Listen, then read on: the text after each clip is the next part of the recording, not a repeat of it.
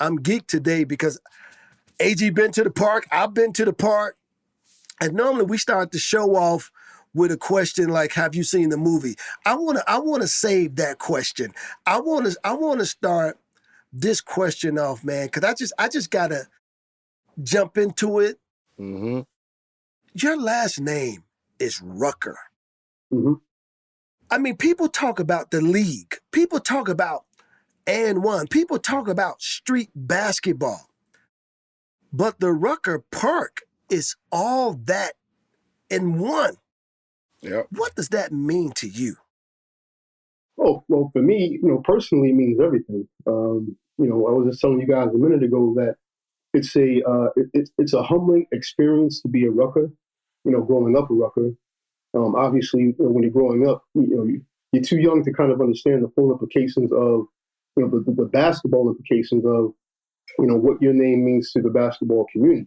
But as you get older, you start to figure out, like, wow, this is this thing is bigger than than any one of us. Yeah. And you start to appreciate the legacy that was left behind by our grandfather. So, I'm just blown away, man, because again, everybody in their hood got a playground that they go to, but nobody has ever had a playground like Rucker Park. Hoop Dreams, the podcast, an Unlearning Network production.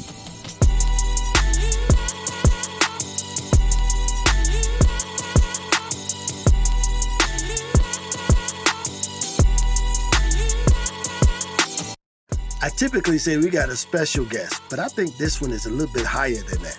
Yeah. We got legacy, we got talent, we got culture. I mean, literally, we got history that is on the show today. Yeah. The co-owner and founder of the streetwear and clothing line, the Rucker brand. Just start there, because that brand honors the infamous New York basketball playground, Rucker Park. And if you don't know what Rucker Park is and what it's about, then I'm going to say this, I'm putting it out there, then you don't know nothing about basketball. Nothing. But what makes this special is this park is really close to our next guest because it's named after his grandfather. Yeah. Man, we want to welcome to the Hoop Dreams podcast. The name itself speaks volumes. Chris Rucker. Welcome to the podcast, man. I'm Will Gates, and that's my dog.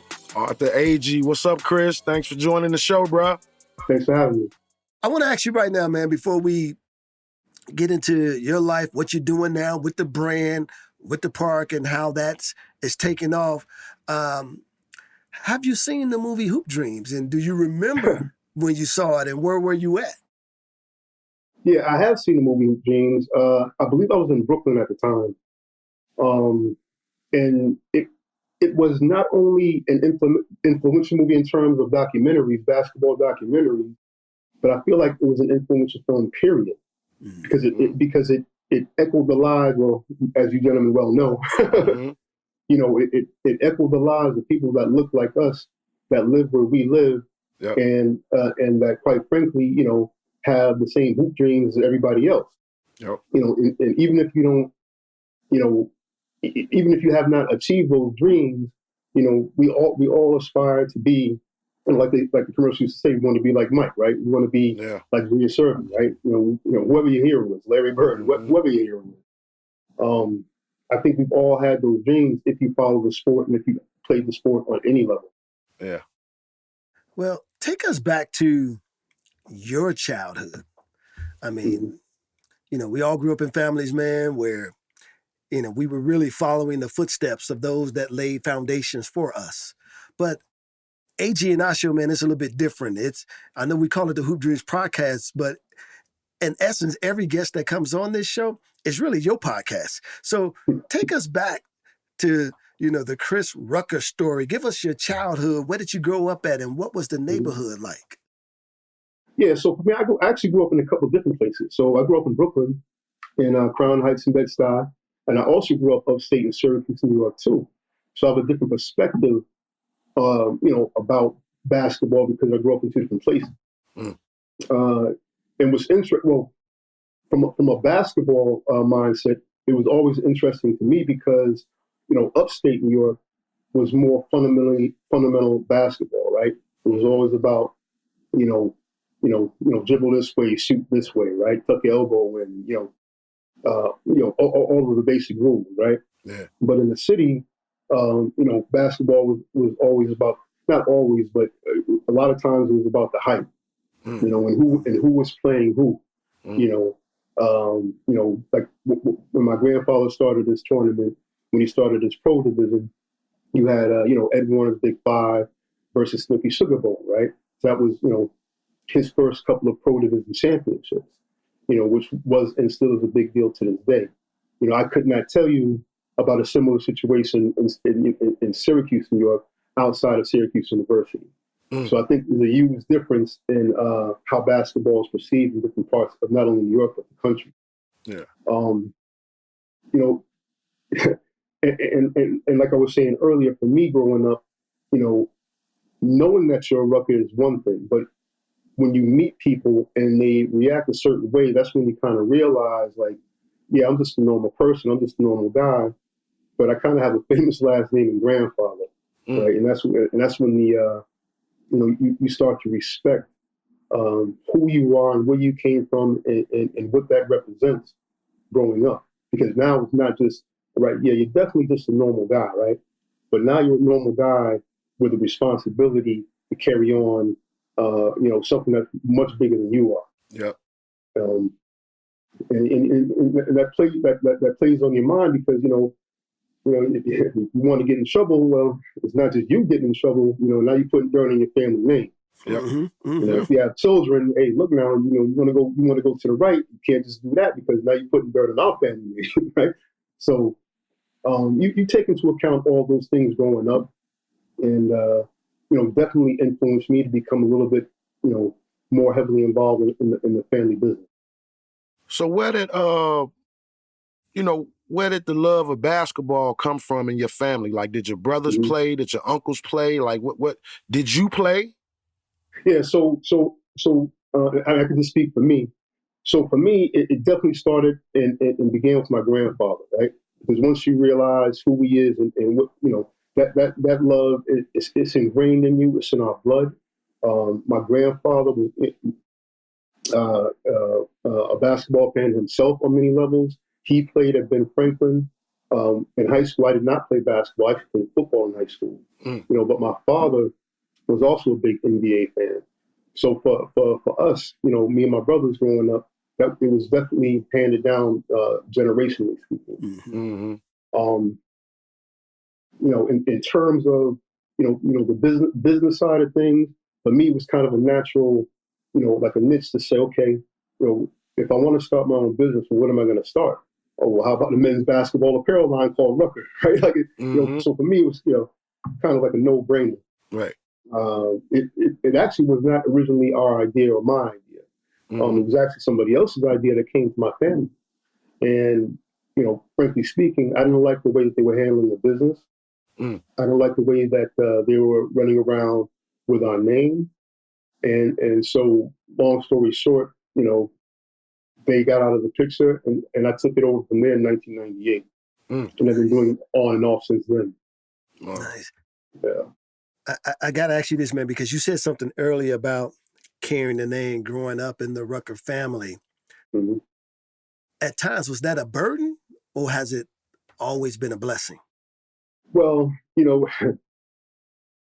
it's more so of a blessing. But you asked me about, basketball and did I play earlier?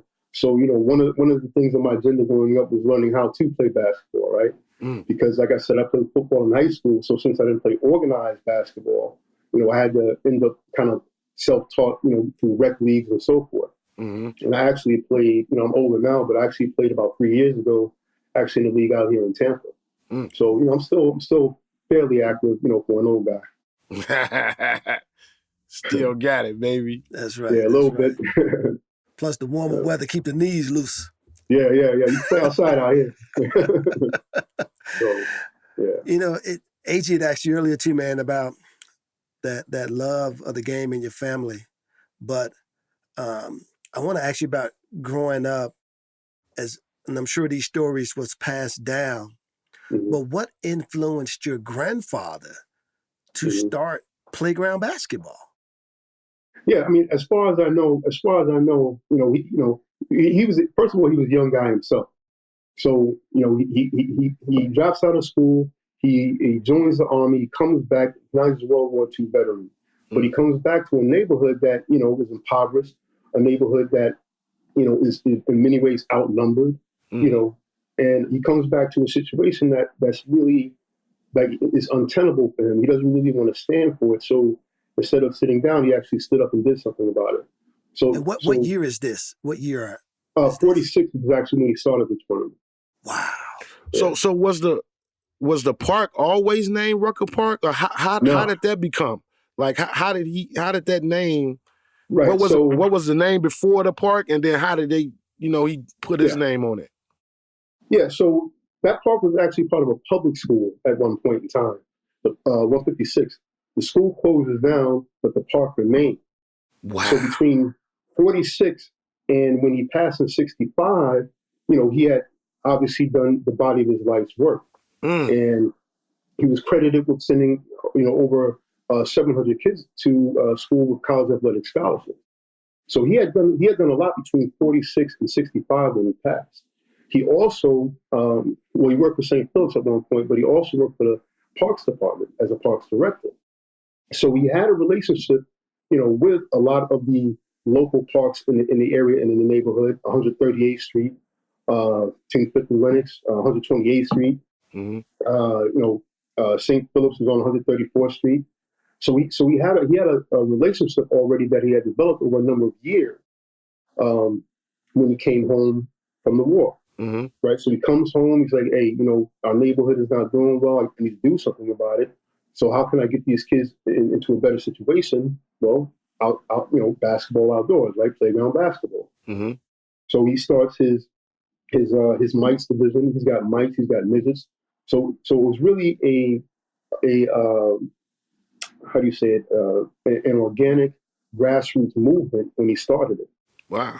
Because he's really starting with the youth. 1946. I mean, 46. who was thinking that back then? And he doesn't, start his pro division until the 1950s. So around 1953 is when he starts his high school and collegiate pro division. So, and I'm emphasizing that because what that tells me is that it really was, again, an organic grassroots movement because he was dealing with the youth basically from 46 to 53. And then he dealt with the pro division, the older guys and so forth. So, I mean, that's essentially how he started. And in terms of, was the park always named after him? The park actually wasn't named for him until 1974. So he passed in 65. The park was named after him in 74. 9 years later. Wow, he meant that much to the neighborhood where the city said, we got to name this park after him. And really, I always think, like, if he had lived, because he passed pretty young, at 38 years old. So if he had lived, where would he have been today? Who would he have been today?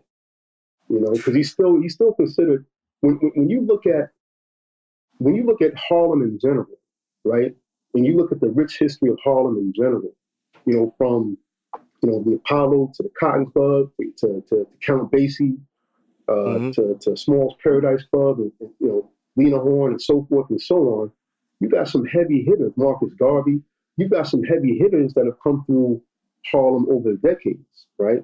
Renaissance, So for me personally, to hear his name mentioned in those same circles, even though it's the basketball community, for me that's special, And to me that's everything.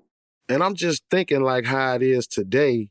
You mean to tell me that a coach could come to the park, see a kid who ain't playing in no tournaments, no circuits, back then there wasn't none of that, but he wasn't on his high school team. He didn't play in no rec leagues, but he can show up to Rucker Park, have a great game, and a coach will see that. And you mean to tell me some guys went to college off of the Rucker Park? Oh, yeah. What? Or they were sent there directly. Yeah. Or they had, so they would develop relationships with a lot of these schools. What? Yeah, call the coach up and say, hey, I got a kid for you. And you know, kid goes there directly. So Damn. yeah, Wow. yeah. Wow. They was Nike eyeball before Nike eyeball. Yeah, yeah. And you got to remember too now. So the NBA is actually starting the same time as Rucker. That's right. That's So right. Mm. so this is a period of you know, inclusion at Rucker and exclusion over here with the NBA. Mm-hmm. Because we weren't allowed to play for the Yeah. NBA back then. So Wow. for a lot of those kids, this was, you know, not only outlet but their only Let me outlet. ask you this, Chris, since you brought up the NBA. Has the NBA, and I'm not sure, I should have researched this a little bit more, but has the NBA um, authenticated, have they acknowledged, you know, the Rucker brand, your family? Because I believe the Rucker name should be in the NBA Hall of Fame simply off the merit of, even to this very day, guys from the league still feel like if I make the league, I got to have an appearance at the Rucker Park. Has the NBA honored your family? Yes and no. So on some level, we've worked with the NBA over the years, you know, through clothing, Mm-hmm. through our clothing line, and we've had great relationships with people like Chris Chin, Mm-hmm. you know, that works for the league. But in terms of, you know, I mean, I'll just get down to it. You know, why is my grandfather not in the Naismith Hall of Fame? Yep. And people need to understand that it's not the NBA Hall of Fame, it's the Right. Naismith Hall of Fame. Fame. Now they just so happen to have close ties to the NBA. Now, a minute ago I mentioned, you know, where would my grandfather have been today had he been alive? Well, I think he would have been in the Hall of Fame as a contributor, right? And Mm. I think that's really, you know, it's important. Um, am I, is our family salty about it? You know, do we? No, we're not salty about it at all. Mm-hmm. Does he belong there? Absolutely, he belongs there. Absolutely. You know, absolutely belongs there. But then you go back to the fact that I pointed out earlier that, well, he passed, and you know, this year Park was not dedicated to him 9 years later. So maybe these things take some time, and we just have to be patient. But does he deserve to be there? Absolutely. Absolutely. Yeah. No doubt about that. Yeah. Well, I got to hit you with this, man. I know this might sound crazy, but playground in your family's name. Do you play in other playgrounds? So I played in one or two. So when I was in Brooklyn, so there's a spot in Brownsville. They call it the Hole. There's the original Hole, and there's another Hole too. But the spot, you know, it's right in the middle of the project. I had a good friend out there in Brownsville. They called the Hole. So we played there with Tim's on and shorts, you know, Timberlands, and you know. So I played in other places, but obviously I prefer to play in my grandfather's park if I can. But that's a lot of pressure, I got to tell you right now. Mm-hmm. So, Hey, Chris, let me ask you this. yeah, And I know you remember this. I mean, I don't know how old you were, where was you at, but yeah. I know you had to. Do you remember when the Entertainers League used to be at the Rucker on NBA TV? Yep, yep, That was the best shit for the summer. I yep, mean, yep, Chris, yeah, we yeah. could see them all right there. Yeah, Skip. I yeah, mean, all of yeah. them. Well, see, Greg had a, you know, Greg Marius, you know, RIP. Greg had a really good formula, right? You know, he took what my grandfather did and what a lot of other leagues are doing to another level. He said, hey, Mm-hmm. we're gonna take basketball. You know, Greg was in the music business, and we're gonna marry the two, right? So Mm-hmm. now you got teams coached by Fat Joe, right? You got teams, you got Jay-Z showing up, Blackout going, right? You know, Mousy is up there, you know, coaching, right? So you got all of this going on based on, you know, Greg's legacy and what he did, you know, not just building off of, you know, the NBA is not the same as it was 30 years ago. David Stern built his legacy, right? He did a great job with Michael Jordan. David Stern, he did a great job with marketing. And then David Stern, he passed away, RIP.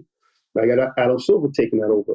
And he'll leave his legacy, you know. Right. And I feel like that's what Greg did. He left a great legacy behind. Yeah. And yeah, some of those games. Man, do great. you remember how that partnership even came about to where they was like, man, yeah, the NBA TV gonna tag along in this, and we gonna broadcast the games live from the park. Yeah, I don't know exactly how that partnership came about, but pre-COVID, man, like the park was popping back then, and Greg had some major sponsorship deals back then. We were running our tournament too, but Greg had the bigger tournament and the bigger deals back then. And so it's not far-fetched for the NBA to come to Greg. Greg probably didn't even have to go to the NBA. NBA probably came to Greg at that point and said, hey, let's do some games. Let's televise some games. We'd love to get it back to that level post-COVID. And we'll see what happens, but it's going to take a lot of work and dedication. So is the EBC still played? Is that league still up and running? No, the league is still up and running. They changed the name. I got an issue with my guy about that. That's a whole nother story. I don't want to air out dirty laundry on the podcast. But, right. Yeah, I got a couple Keep issues that with my in-house. guy, but we're gonna work it out. It's all right. So, Let me ask you this: we talked about the NBA and they honoring the family's name. How has the hip hop community? You talked about guys like Fat Joe and Jay-Z. How have they honored the name itself? They honor it by being involved how they were involved before. So I, for example, I was in the park for the refurbishing last October. When I was in the park, Fat Joe was in the park, Mousy was in the park, Mousy coached, Fat Joe's team and all of that. So those guys are still around to this day. They really just waiting in the wings to see, okay, how can we be involved again? What level can we be involved? So you don't want to just bring out a product, just because you have a product or just because you have a name. You want to bring out the best product possible, right? And if that takes a year or two, then that's what you do. That's what I feel like we're doing right now. We got the clothing going again. We got a great relationship with the Players Association. Like you said, a lot of those entertainers, they're still around, waiting in the wings. So I feel like, if we need to pull everything together. And once we do that, I think you're going to see a great product. Now, when it comes to let me ask this real quick, Agee, when it comes to the park, do they run stuff by you, by your family, or? Yeah, so it's a little bit weird. So it's funny because, so I got a couple of trademarks, okay? I got Rucker for clothing. I also have a Class 41 trademark, which is Rucker for basketball, right? Basketball competition, okay? So I actually own both of those trademarks, or my family does, I'll say that. So it's funny though, because it's a public park, people often feel like they can just do whatever with it because it's a public park. So, Nike will do a t-shirt or Adidas will do a Rucker t-shirt. Somebody will come and do a Rucker event, in the park. They're not really being disrespectful. It's just that they really don't know anything. Yep. And they know why they're doing it, because the name is hot. They wouldn't be doing it. Right. Exactly. So those brands don't stop at your house first, though. Like, hey, Chris, man, listen, can we partner with you on X, Y, and Z? So they're starting to do it more now because, we're starting to make it more publicly known that, listen, we have, not only are we the legacy on this side, but we also have the intellectual property too. So, and we can work something out, or you can go do your own thing, right. But you just can't use the name. And it's always better to, like with me, I may not see a dime, my family may not see a dime from it, but I'd much rather partner with somebody and say, you guys can go ahead and use the name. If you're doing something for the community, whatever, listen, go ahead and use the name. Whatever, right? Like I'm not, I'm not married to it to the point where it's like, man, if I don't make any money off of it, then it's not going to happen. It's not about that. Yeah. It's not about that at all. Man. Hey, Chris, when the NBA came in and refurbished the court, what did that entail, man? Like, how did they lay the blueprint out? What kind of upgrades did the court get? Mm-hmm. Yeah, so it's interesting. So A$AP Ferg is actually the one that designed the court. Yeah, and I think he went to like the School of Visual Arts or something like that. But he has an art background now, and so he actually designed the court. And it was basically after a Mayan sport was where he got the inspiration. It came out beautiful. They redid everything. The scoreboard, they redid the scoreboard. You know, people came out from all over the place. Yeah. Politicians, athletes, entertainers. Like I said, Fat Joe was there, right? So you have all these people that came out just for the rededication of the park. And some of the local historians, one of my good friends, he passed away, Mr. Morris. Mr. Morris knew my grandfather, played for him, was an educator. He came out, he wasn't feeling so well. And, I came back here and he actually passed away maybe a month or two after I came back. So, people came out and for some of them, it was their last time, being with everybody and getting to see the park again. So it was kind of a big deal. That's special there. I wanted to ask you this too, man. In that, when they redid the court, is there a statue of your grandfather there? I mean, I know there's a plaque, but is there like a statue? No, there's never been a statue. But there's always a plaque though in the front. There's the playground and basketball courts are connected. A statue would be nice, but again, it's not necessary, because the park is there. As long as that park is there, you can never take away, people will never forget about the legacy because you can always visit the legacy, right? So that's huge to me.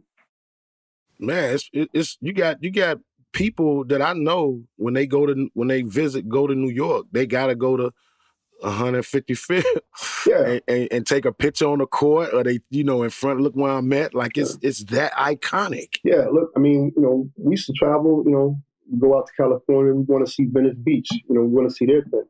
We go to the Bakery, we go to Philly, right? We want to see their thing. So we want to see, other places as well. Atlanta, we go to some of their indoor spots and see their thing. So it's like, you definitely, like if you watch ball, you play anything like that, you have to go to Rucker Park. You have to go to Madison Square Garden. You know what I mean? You have to go to these places, right? Staples Center might be another one, but you got to go to some of these places, these venues, just to say you belong, and I'm in an exclusive club. Absolutely. Yeah. Absolutely. You can't say you belong if you've never been to an NBA game, never been to a college game, never been to a high school game. Right? You got to go experience these things up close and personal. And see how you feel about it, right? So that's, man, definitely. Hey, Will, I got to ask him this, though. Above the rim. Come on, Chris. Tell us some stories about that, man. What? I'm going to tell you, so did you guys ever see Gunning for that number one spot? Yeah, we saw that. Yeah. So for me, that was actually the film right there. That was actually okay. I'm gonna have to revisit that. Above the rim, I get what you're saying. You got a bunch of stars coming through, but in terms of pure basketball, gunning for that number one spot was it for me. Because you had at that time it was the top high school 24. Players, Singler and all that. The top 24 players in the country at that time. And this is back in I think 06 or something like that. Mm-hmm. Yeah, early 2000. Yeah, so for me, just to see those guys play up close in person, DeAndre Jordan, and to see how they've evolved over the years. Some of these guys are still playing in the NBA. Some of these guys really didn't make it, like Mike Beasley. So for me, that was a little more special for me, just because like I said, a lot of those guys are still around today. Yeah. So, did you get that cameo in Above the Rim though? Nah, I didn't get not Above the Rim. I was in Gunning and I was in Hey, can you imagine the scout location for that movie? Like, can they say, they couldn't have said that, we gonna film the basketball scene at Soul in the Hole, or we gonna film it they had that doing that movie in New York, they had to say, we filming this at Rucker Park. Yeah, I mean, because you could go to West 4th, you can go to the Cage, you go to Dykeman. I mean, there's a couple of iconic spots, but Rucker's Rucker. I mean, it's the top of the food chain. There's a Rucker Park. They did a Rucker Park in Shanghai, China. You know what I mean? There's no Cage in China. There's no disrespect to Kenny or any of those guys. I love all those tournaments, but there's no Dykeman in China. Hey, Chris, y'all out. Hey, New York is the standard. The Rucker is the standard. I've told people, and I don't know how many times I got to tell them this. why New York is the Mecca and Chicago isn't. Because of their street ball is like the gods, is like the Bible. Like, they ain't gonna let no crazy shootouts, no, you ain't bringing that shit to the park. Like, everyone knows that. Like, and y'all still have that tradition today. Like, look how many parks you just rolled off. You just named Dykeman, The Cage. What? I can't name one in the summer Hey, here in we ran a Chicago, tournament for bro. 10 years. In 10 years, not one fight. I'm proud to say that. Wow. Not What? one fight. 10 years. Wow. Yeah. And as much as they get heated out there on the park and the rough Not and one. tough fouls, We had an almost team altercation, but they respected it. Not one fight. wow. Yeah. That's That's too love there. Has there been any talks? Like, I've seen pieces of athletes that they, kind of did like a documentary on, but has there been any talks with you and your family about, we want to do a Rutgers Park doc on just this history and your family's history? Has there been any talks about that? Yeah, there has. But I'm actually talking to somebody now. I'm not really allowed to speak on it yet, but we're actually But it's talking to somebody happening. right now. But it's going to happen. Well, let's hope so. I never say never in this business, but let's hope so. I definitely hope so.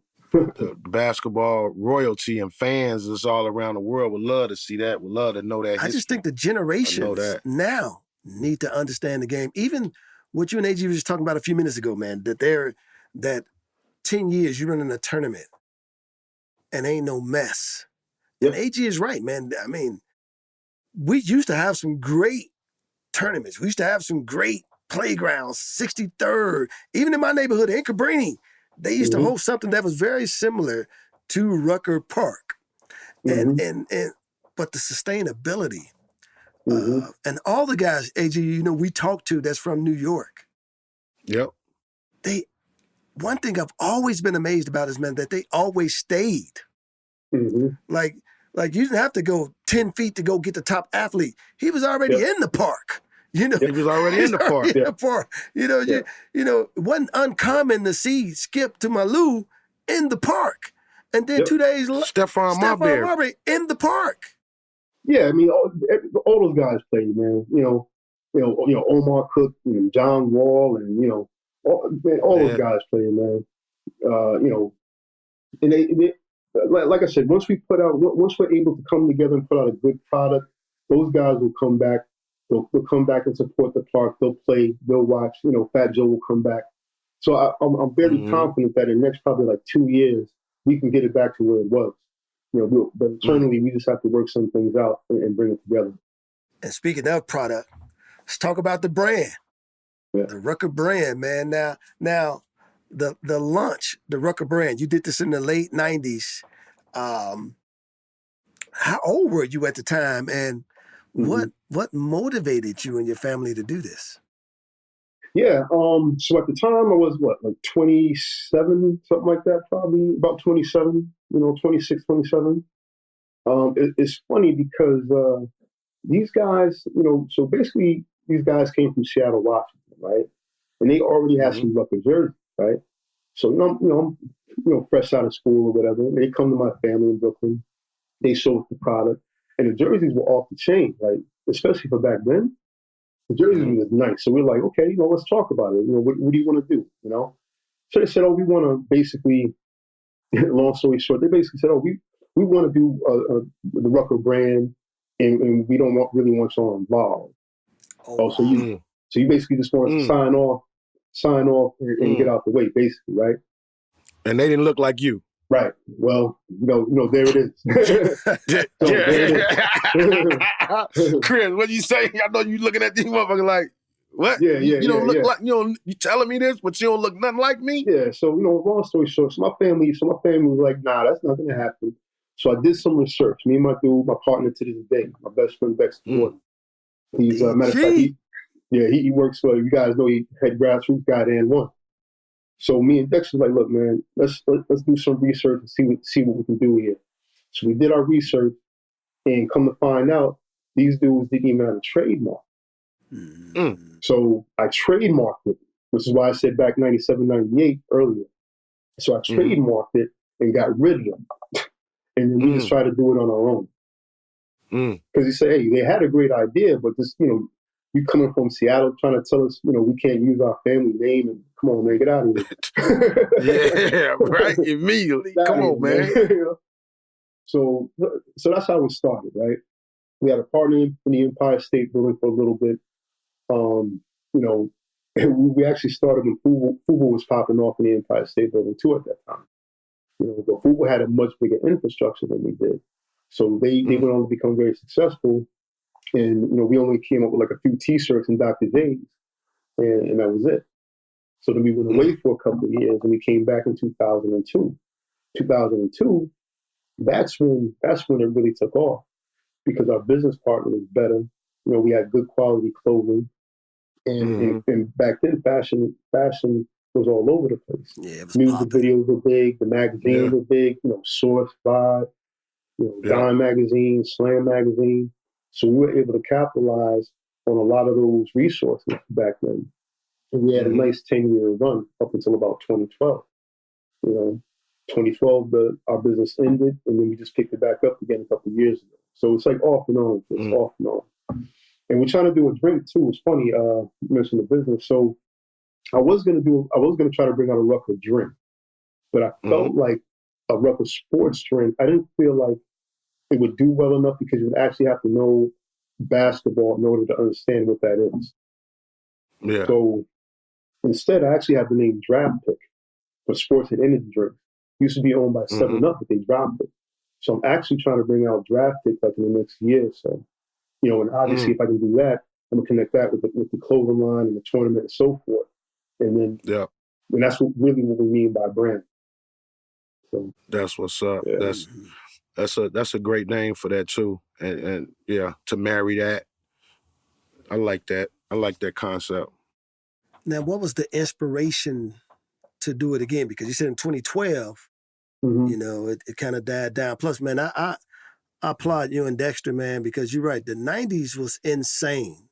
I mean, you had Carl Kanai, Fubu, LL was bringing out his stuff. I mean, Cross Colors, you name it. Then music.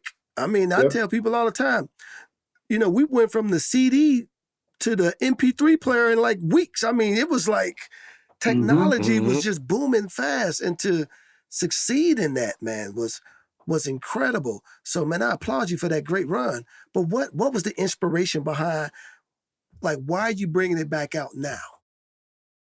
Well, frankly speaking, because we know how successful we were back then for 10 years.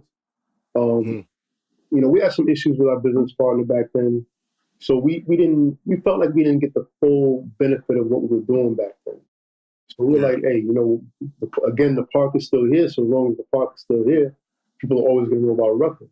So we said, hey, we had a good business partner right now. Let's bring it out again, see what we can do. Right now we're in Foot Locker. We're going to be probably in a couple of other chains this year. So, just the timing of it, just to say, hey, we're not done yet. As long as there's a park there, there's still going to be some interest in it.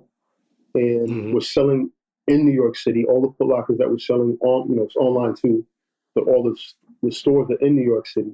What are the ups and downs of, especially seeing the success that you've had? What are the challenges that you're facing now, and how do you overcome those deals? Yeah, like for me, I've learned, as I've gotten older, I've learned to become more patient. You know what I mean? Back then, 20 years ago, I wanted everything. I need that now. You know what I mean? Whatever it is, I need that right now. So now, can't wait. Yeah, I can't wait. But now I say, okay, this is a process. This takes time. Just focus on building your brand, building something good. You got your people behind you. I've been with my same team now for like 20 years. We've been, kicking it. So we got the same designer from 15, 20 years ago. My marketing guy, Rikers, same dude from 20 years ago. Dexter since 98. So I got the same team with me. So we're all experienced now. We know, how to make a good product, which moves to make, the one thing that's new, the ups and downs, right? So the one thing that's kind of new for us is the social media. How do we how do we take advantage of social media? So that's one thing that we're working on now. That was going to be my next question, because I was going to ask you, like, from you started in the 90s, mm-hmm. With the T-shirts and everything. Then you went away, come back in 2000. What was that? You say 12? Yep, 2012. Yeah. Come back in 2012. Then you put on the hiatus, and then you come right back. So those things you've learned throughout that whole process up to this point, and speaking of social media, have you found that you can use this tool of social media and keep the marketing dollars low? Yeah, no, there's no question about it. And I give you one example. So when I went to New York last October for the Park refurb, I go to New York. We got our IG, we on the gram or whatever at the Rucker brand. We got like maybe 700 followers or something like that, right? Because we just bring everything back out. I came back home probably like 2 or 3 days later, maybe. We went from like 700 followers to over 2,000, and I was just off of that one event. So I've seen it work. Like it's wow. Yeah. So well, I'm gonna tell you this, man. I love the gear, the designs, it's. Now, I will say this is heavy on the New York Knicks end, So. You saw the Subway Series? Yeah. Hey, don't worry, I like the Knicks. I ain't gonna trip on that. But is there going, because again, I think the brand, man, can be successful anywhere. When are we gonna be able to walk in our stores and get this Rucker brand? And I know we can get it online, but I want to go into my Foot Locker here and grab the brand. So, that's a hard question to answer, but probably by the end of next year would be the earliest. And why I say that, because we actually have a drop coming up in July. So that's actually going to be our next drop. Now we're doing some exclusive stuff. Matter of fact, I got to get you guys information, see if I can get you on that list too. But we're doing some exclusive stuff, for some entertainers and ball players coming up. But our first store drop next year is going to be in the summer. Then we got another drop after that. So if we can get Foot Locker to open up those doors by the end of next year, then yeah, you could definitely see it. Now, is that your only partner, Foot Locker, or are there other partners? Well, because Foot Locker has. They got 1,000 stores. So yeah, that's all you really need is like a few of them. Right. Well, let me tell you, man, the Foot Locker up there, what street is that is on? 125th. 125th, the way y'all got that set up. Yeah. The whole with the look like the fence in the background and all that, and the West Siders brand what Dr. J was wearing. That's a whole that's beautiful, man. And it's unlike, it's like it's in Foot Locker, but it's like, damn, what did I just walk into? Like, y'all whole section is just different than anything else they got in the store. Yeah. That was all, that was all Foot Locker. You know what I mean? Like they put the marketing dollars behind it, which is why for us right now they're a great partner, right? Because if you're willing to rock with us, if you're willing to grow with us, and I love that idea you talked about earlier, it being organic, which is so interesting that you use that term, because the brand is really not organic. The brand is like, Yeah. It's worldwide now. It's known worldwide, but all things point to the park, right? So that's right. You know what I mean? That park, like I said, Harlem has a lot of rich history, and that's one of the spots. You got the Polo Grounds right across the street. You know what I mean? Willie Mays, New York Giants. That whole area used to be a railroad company. So that area has a lot of history there that that you can take advantage of. So you're right, it's worldwide, but to me, I'm always thinking it's part of Harlem culture too. And but I love that term organic, because to me it also represents, I think, the strength of your family. To me, organic simply just means I'm being humble about this, but y'all better recognize we out here kicking y'all butt too. You know what I mean? It's like, you're getting it in, man. And I tell you, Chris, man, again, man, I'm ecstatic about your family, the brand, and what you guys are doing. I got one more question for you in terms of the brand. When the kick's coming? Hey, man. Hey, we need a partner. Hey, we need a partner. You know what I mean? Hey, Chuck Taylor's, Air Force Ones, we need a partner. Yes. Some vintage 90s stuff, not that fly knit shit they got going on now. Yeah, we need a partner. Some vintage fly 90s stuff, man. Yeah. Hey, Chris, let me ask you this. Let me pick your brain on this. I'm gonna ask you two questions. Mm-hmm. Around the world, give me your top 3 outdoor playground park tournaments around the world, and then give me your top 5 tournaments in New York. So around the world, I got to go with Rucker. I'm gonna say Rucker, Baker League, and Drew League. I think at this point. Drew League. Yeah, I think Drew. They got some things happening out there. Okay. Top 5 in New York is tough because there's new tournaments in New York all the time. Really? You say new tournaments, like outside, outdoors? There's a couple of new tournaments that I've heard about. I know there's one in Elite Ball, maybe 2 in Brooklyn. So yeah, New York is big, man. You can do a lot. You can do a lot. Look, we used to run our tournament at Medgar Evers College in Brooklyn, and a lot of people didn't even know we were there. You know what I mean? So because Greg had the park, jumping at the time, so we actually ran our tournament indoors a lot in Brooklyn. But I think like the normal ones, I always got to put Rucker, at the, Rucker's without a doubt. Dykeman, the Cage. Okay. I don't know if Tillery's coming out this summer, but they was jumping out there too. And then you mentioned Soul in the Hole. Yeah. So that's probably my top 5 right now. I think I saw some on Instagram where there was a tournament out in Long Island. There's tournaments all over the place. All over the place. And speaking of That's tournaments, crazy. I know I said that was my last question, but I lied. I got another one. And this goes with your brand. Mm-hmm. Is the brand going to partner with tournaments such as like the TBT? So I can't get into too many details, but that means it's happening, Agee. It's happening, Agee. Yeah. We're in talks with those guys off and on. So, we actually did a collab with them. If you go to their website, you'll see like a couple of shirts that, we collab with them on. I would love to do, like you said, I would love to do something on a larger scale in basketball. They should, and not only that, there should be a Rutgers team represented in that tournament. Like Agee and I, we've been saying this for years. We need to have a Hoop Dreams team in that tournament. Yeah.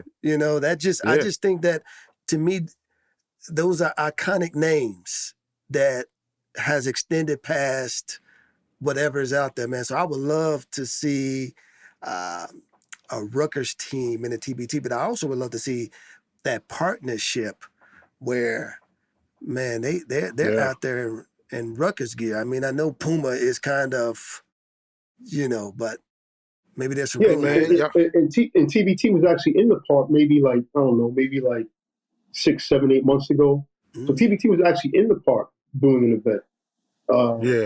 I remember that. I saw that. Yeah. So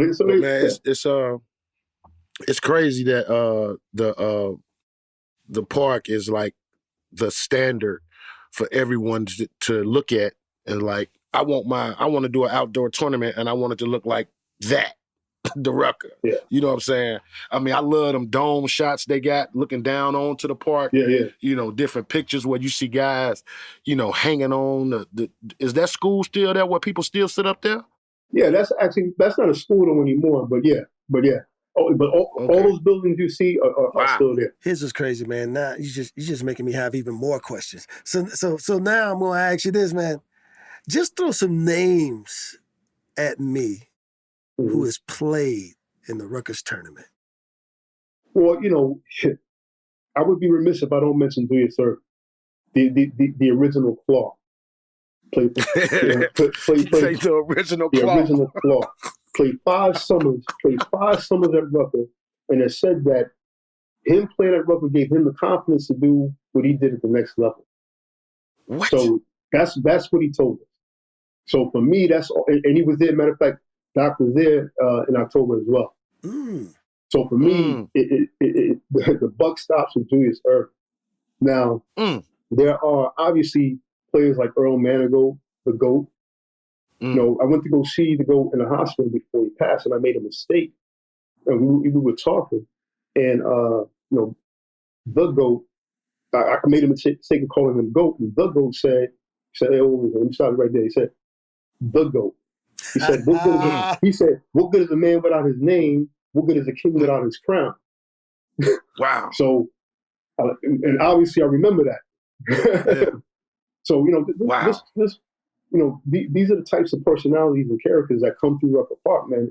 Unique personalities, one of a kind people, not just ball players, but people that, you know, they live their lives their way.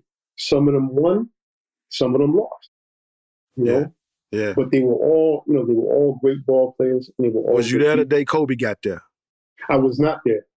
No, I was not. Was there. you mad at yourself for not being there?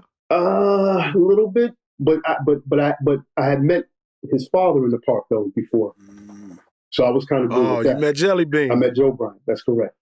Yeah. Okay. Yeah. I know this might sound crazy, but I just gotta ask this too, man.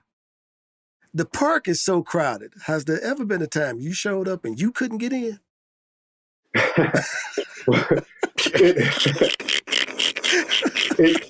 It almost happened to me last October. You know, because you know they had security standing outside. I'm like, no, listen, I'm Chris Rucker. I really am Chris Rucker. Like, then my brother came, my uncle came. I had to get them in. You know, it's like, come on, man. Like, what are we doing right now? But yeah, you know, it's funny when it happens, but usually somebody usually vouches for me. That's amazing, man. That's a lifetime pass. And with the brand, when those tournaments are going on, is there a relationship? I shouldn't say a relationship. Are the folks there able to get the brand at the tournaments too? Like, do you all sell the clothing there? No, we don't really sell clothing at the park. You know, you got the whole vendor's license thing, and also from our perspective, for what we're trying to accomplish, I feel like that would cheapen our brand. You know what I mean? Because we want to compete with the big boys, right? So if we want to compete with the big boys, we got to act like the big boys. Yeah. And I give you an example of what I mean. Years ago, me and Bex went to go speak. I think it was Delaware State. We go speak at Delaware State, and we were sitting on a panel. And one of the students in the audience said, "Well, you know, why is your clothing so expensive? You know, why does it cost so much?" And I was going to answer them, and one of the other guys on the panel said, "Hold on."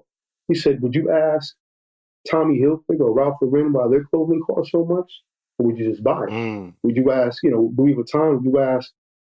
And the student kind of got it, like, yeah, you got a point, and I got it at that point, like never, you know, let your brand take a back seat, never cheapen your brand. If you feel like your brand is a premium brand, then go ahead and market it as such. So that's what we try to do. Awesome. Yeah. Y'all doing it, man. Them shorts, man. Them shorts so tight, boy. I was like, yeah. I said, that's next level there, man. Yeah, we got some new stuff coming out too. Well, you know, you got to get us on this list too, man. We want to be on this list. Yeah. I'm gonna that leads me into my next question, man. We done had you for a minute, but we know we glad, me and Will glad you on, man. Mm-hmm. And we always ask this the last question of our guests, man. What's the next chapter in Chris Rucker's hoop dream? Whew. So 2 things. One, 2023, get the brand going with social media. Get the marketing going. You know, because you can't sell clothing if you don't market your product. The second thing is I want to get that drink. I want to get drafted. I want to get that on shelves too in 2023. And then again, you know, marry that back with the brand. So those are the 2 things that I really want to accomplish for next year. And like I said, my team, you know, I trust my team. You know, we've been doing this for a minute, so we're gonna make it happen. Amazing.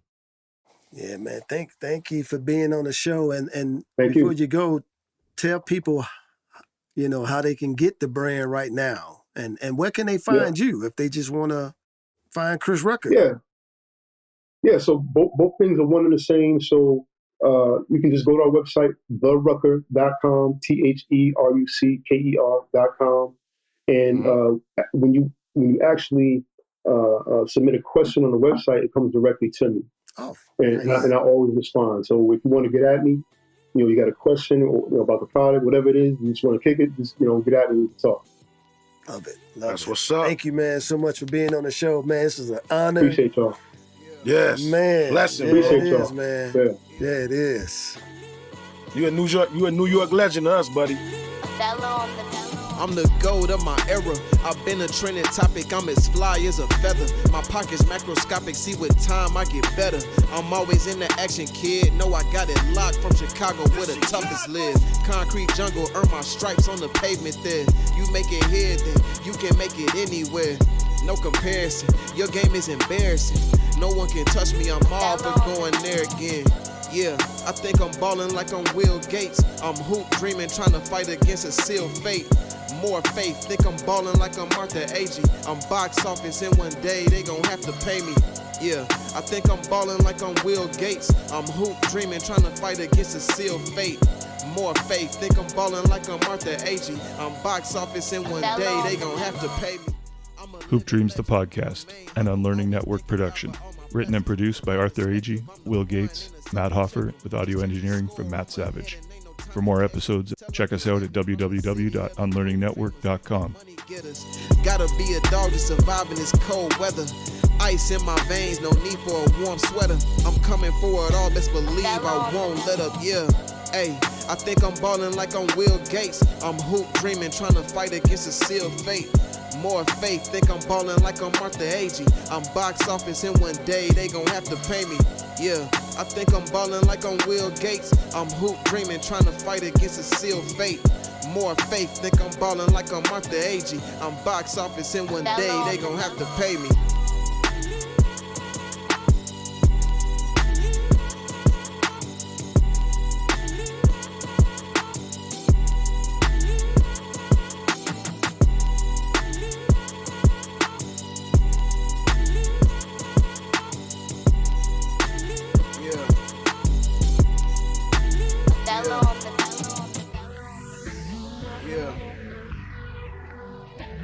Yeah.